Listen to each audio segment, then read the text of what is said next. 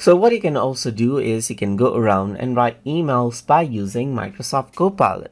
So you can go around and say, let's say for example, write an email regarding applying for a job as a graphics designer in a company called YouTube Tech, right here, just like this. And I'm going to say I am a graphics designer with 10 years of experience in the field and in teaching. So let's just go around and say this and press enter right here, just like this.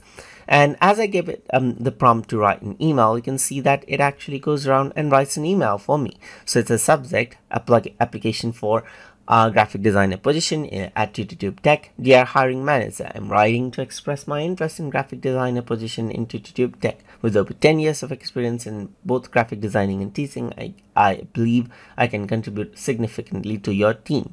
And you can see that it gives you a professional background and key qualifications and CY to YouTube Tech and so forth, as you can see right here with resume and so forth. So you can see that it also tells you what field that you should enter right here, just like this, and it is suggesting you to customize the email, as you can see right here, just like this. You can also go around and say make the email shorter right here, just like this, and once you go around and do that, it'll go around and make it much more shorter over here, just like this as well. So that is how you can utilize Microsoft Copilot to write emails for you.